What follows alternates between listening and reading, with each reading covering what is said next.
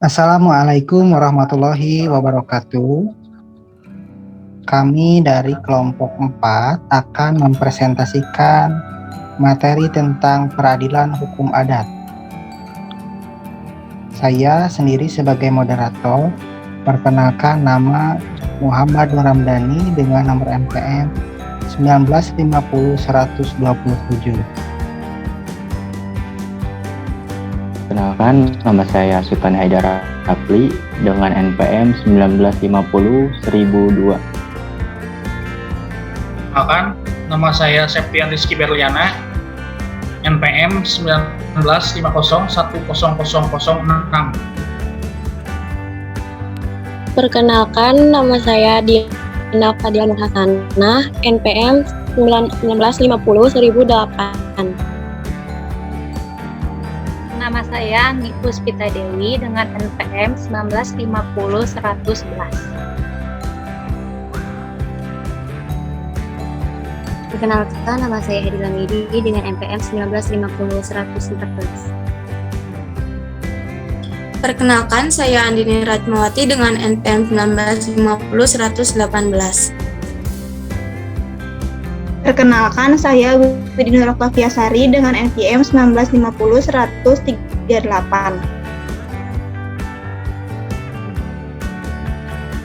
Baik, materi pertama akan disampaikan oleh saya sendiri, yaitu mengenai dasar hukum dan pengertian peradilan hukum adat.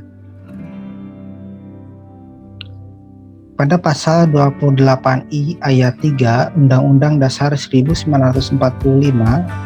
menyebutkan bahwa identitas budaya dan hak masyarakat tradisional dihormati selaras dengan perkembangan zaman dan peradaban.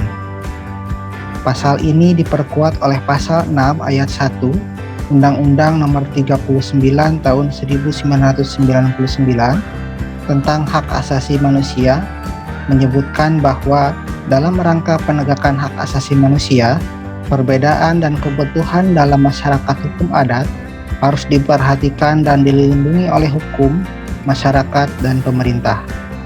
Hal ini membuktikan secara konstitusional dan hak asasi manusia, keberadaan peradilan hukum adat di Indonesia masih diberi peluang dan diakui eksistensinya.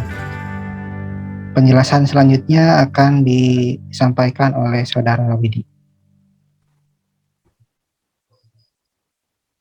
Baik, di sini saya akan menjelaskan mengenai dasar hukum dan pengertian peradilan hukum adat. Landasan hukum bagi hakim perdamaian desa dalam tataran undang-undang adalah Undang-Undang Darurat Nomor 1 Tahun 1951 tentang tindakan sementara untuk menyelenggarakan kesatuan susunan kekuasaan dan acara pengadilan-pengadilan sipil. Pasal 1 ayat 2B undang-undang tersebut menyatakan bahwa pada saat yang berangsur-angsur dan ditentukan oleh Menteri Kehakiman dihapuskan segala peradilan adat, kecuali peradilan agama jika peradilan itu menurut hukum yang hidup merupakan satu bagian tersendiri dari peradilan adat. Undang-undang ini tidak mengurangi hak kekuasaan hakim perdamaian desa. Ditegaskan dalam pasal 1 ayat 3 menyatakan tidak sedikit pun mengurangi hak-hak kekuasaan yang sampai selama ini diberikan kepada hakim-hakim perdamaian di desa-desa sebagaimana dimaksud dalam pasal 3 RO.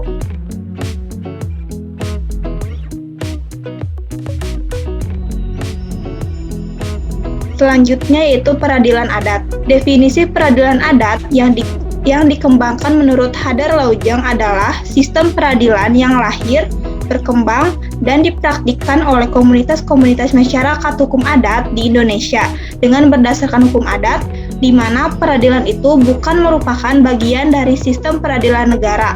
Jadi, peradilan adat adalah penyelesaian perkara secara damai, bukan peradilan adat yang dahulu disebut peradilan pribumi atau peradilan suap praja. Selanjutnya akan disampaikan oleh Saudara Sultan.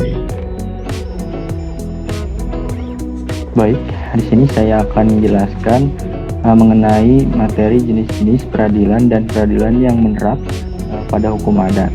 Nah, di sini terdapat 5 macam tatanan peradilan yang berlaku, yakni yang pertama ada tatanan peradilan gubernemen atau Government Rechtspraak yang meliputi seluruh wilayah Hindia Belanda yang terdiri dari macam-macam jenis peradilan. Yang kedua ada peradilan pribumi atau Inheemse Rechtspraak yang ada di daerah-daerah yang mendapat kebebasan untuk menyelenggarakan peradilannya sendiri dengan hakim-hakim pribumi. Yang ketiga ada peradilan swapraja atau Zelbestuur Rechtspraak yang terdapat di daerah-daerah swapraja. Yang keempat ada peradilan agama atau Raad Agama yang berada di daerah-daerah Hindia Belanda, baik yang di daerahnya terdapat peradilan gubernemen maupun yang menetapkan peradilan agama sebagai bagian dari peradilan pribumi atau swapraja. Yang terakhir atau yang kelima ada peradilan desa atau Dorpsrechtspraak yang terdapat dalam masyarakat desa yang biasanya juga merupakan peradilan adat. Baik, saya berikan kepada Septian untuk menjelaskan materi selanjutnya.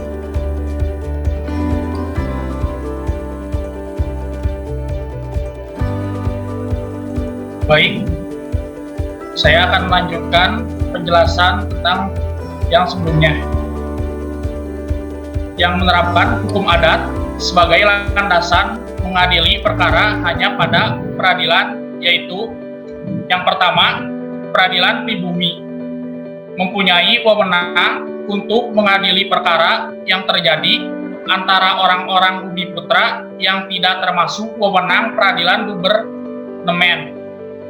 Yang kedua, peradilan desa merupakan bagian dari peradilan pribumi di Jawa dan kadang merupakan peradilan swapraja di luar Jawa, Madura. Peradilan desa ini dilakukan secara majelis oleh para kepala desa atau kepala masyarakat hukum adat setempat dan wewenangnya hanya mengenai perkara-perkara perdata yang kecil terhadap putusan peradilan desa.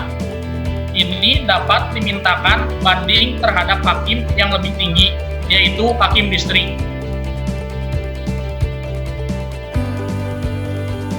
Yang ketiga, ada peradilan swapraja. Daerah-daerah swapraja yang ada pada zaman Hindia Belanda dahulu pada umumnya mempunyai peradilannya sendiri. Dari 4 daerah swapraja yang ada di Jawa, Kesultanan Yogyakarta, Pakualaman Yogyakarta, Kesunanan Surakarta, Mangkunegara Surakarta. Pada tahun 1907, Stadblad 1907, nomor 156, Pakualaman Yogyakarta melepaskan kekuasaannya mengadilinya sehingga peradilan untuk kaula daerah swapraja Pakualaman diserahkan kepada kekuasaan peradilan gubernemen. 3 daerah lainnya tetap berjalan sampai dihapuskan oleh pemerintah Indonesia dengan lahirnya Undang-Undang Darurat Nomor 1 Tahun 1951 yang mengatur susunan dan kekuasaan pengadilan. Baik, selanjutnya saya serahkan kepada Herdila Medi. Selanjutnya yaitu saya akan menjelaskan tentang putusan dalam perkara hukum adat. Yang pertama ada jenis-jenis putusan hakim. Dalam putusan hakim, proses persidangan dan pemeriksaan di pengadilan negara yang menggunakan hukum adat, maka hakim dapat mengambil putusan-putusan A. Putusan menyamakan, B. Putusan menyesuaikan, C. Putusan menyimpang, D. Putusan menyampingkan, E. Putusan jalan tengah, F. Putusan mengubah, G. Putusan baru, dan H. Putusan menolak. Yang kedua yaitu ada sifat putusan hakim. Fungsi hakim dalam memeriksa dan mempertimbangkan perkara menurut hukum adat tidak dibatasi undang-undang. Hakim tidak terikat dengan ketentuan-ketentuan tentang pembuktian. Aturan-aturan hukum adat yang masih mempunyai kekuatan material dapat dilihat dari keadaan-keadaan, yaitu A. Apakah struktur masyarakat adatnya masih tetap dipertahankan ataukah sudah berubah? B. Apakah kepala adat dan perangkat hukum adatnya masih tetap berperan sebagai petugas hukum adat? Dan C. Apakah sering terjadi penyelesaian perkara dengan putusan-putusan yang serupa? D. Apakah akidah-akidah hukum adat yang formal masih dipertahankan ataukah sudah bergeser atau berubah. Dan E. Apakah hukum adat itu tidak bertentangan dengan Pancasila dan Undang-Undang Dasar serta hukum nasional? Yang ketiga yaitu hukum terikat dan bebas. Penyelesaian perkara di dalam masyarakat adat secara damai merupakan budaya hukum adat masyarakat Indonesia. Pada zaman Hindia Belanda, penyelesaian perkara secara damai seringkali disebut peradilan desa, sebagaimana diatur dalam pasal 3A RO. Materi selanjutnya akan dijelaskan oleh Saudari Dina. Selanjutnya, ada peradilan adat di Aceh. Yang pertama, dasar hukum peradilan adat di Aceh. Dasar yuridis pelaksanaan hukum adat di Aceh diatur dengan Undang-Undang Nomor 44 Tahun 1999 tentang penyelenggaraan keistimewaan Aceh. Undang-Undang Nomor 11 Tahun 2006 tentang pemerintah Aceh memberikan ruang untuk menghidupkan kembali kearifan lokal di Aceh. Kemudian dijabarkan dalam beberapa kanun, yaitu yang pertama, Kanun Nomor 4 Tahun 2003 tentang pemerintahan mukim, di mana mukim merupakan lembaga adat yang berada di kecamatan. Yang kedua, Kanun Nomor 5 Tahun 2003 tentang pemerintah Gampong juga memberikan kewenangan bagi Gampong dalam melakukan kegiatan di Gampong.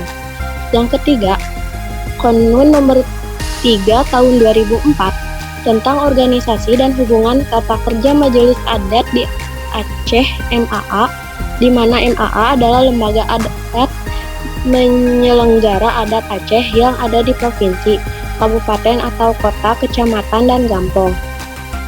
Yang keempat, Kanun Nomor 9 Tahun 2008 tentang pembinaan kebiasaan adat dan adat istiadat. Yang kelima, Kanun Nomor 10 Tahun 2008 tentang lembaga adat, di mana kedua kanun tersebut menyatakan tentang lembaga adat dan tugas dan kewenangan yang diemban oleh masing-masing lembaga adat. Selanjutnya ada mekanisme penyelesaian peradilan adat. Penyelesaian sengketa hukum adat juga mempunyai mekanisme yang dipandang sebagai hukum acara adat. Terdapat tahapan dalam mekanisme penyelesaian sengketa adat, yaitu yang pertama, pengaduan atau pelaporan, di mana pengaduan diterima oleh perangkat Gampong. Untuk memudahkan proses penanganan pembahasan, diadakan pembedaan, yaitu yang ke-1, bidang perdata sengketa-sengketa bidang perdata. Yang kedua, mengadakan sidang atau musyawarah bila persoalan pengajakan atau mencari keterangan sudah jelas dengan segala bukti. Yang ketiga, memberikan putusan. Yang keempat, menjalankan putusan atau eksekusi oleh Gojsik dengan acara tersendiri. Selanjutnya akan disampaikan oleh Anggini. Selanjutnya yaitu sengketa yang bersifat pidana, tata cara pengurusannya ditangani oleh Gojsik. Gojsik merupakan orang yang memimpin sebuah desa atau disebut dengan kepala desa. Adapun proses dan prosedural pengurusannya yaitu 1. Pengaduan atau pelaporan, kedua rapat persiapan, ketiga pemeriksaan duduk perkara, keempat keputusan sidang musyawarah, dan yang kelima eksekusi atau pelaksanaan penetapan keputusan. Sanksi-sanksi yang dapat digunakan dalam menyelesaikan sengketa atau kasus secara adat dalam peradilan adat terdapat dalam pasal 13 Kanun Nomor 9 Tahun 2008. Adapun sanksi-sanksinya yaitu 1. Nasihat, kedua teguran, ketiga pernyataan maaf, keempat sayam atau diat, kelima denda, keenam ganti kerugian, ketujuh dikucilkan oleh masyarakat Gampong, kedelapan dikeluarkan dari masyarakat Gampong, 9 pencabutan gelar adat, dan yang terakhir 10 bentuk sanksi lainnya sesuai dengan adat setempat. Materi selanjutnya akan disampaikan oleh Anggi. Di sini ada penggantian kerugian dalam peradilan adat Aceh. Penggantian kerugiannya merupakan penggantian kerugian non-material. Yang pertama, membayar uang adat oleh pihak pelanggar hukum kepada pihak yang menjadi korban. Yang kedua, membebankan biaya kenduri selamatan atau pemotongan kurban di menasah kepada si pelanggar yang mencemarkan nama baik desa serta masyarakatnya. Yang ketiga, penutup malu dengan acara khusus permintaan maaf di Menasah atau Balai Gampong. Adapun pedoman hidup yang berwujud ungkapan bahasa Aceh yang bisa menjadi pedoman atau arahan dalam pengambilan keputusan untuk memberikan keadilan dalam penyelesaian sengketa antar masyarakat secara adat. Salah satu ungkapannya adalah hukum menyotan adat tade, adat menyotan hukum bate, mate anet mupat jerat, bodoh adat pat tamita, yang memiliki makna hukum kalau tiada adat hambar, adat kalau tiada hukum tidak sah. Baik, saya akan kembalikan kepada moderator.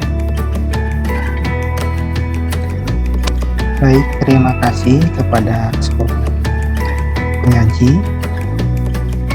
Itulah materi tentang peradilan adat.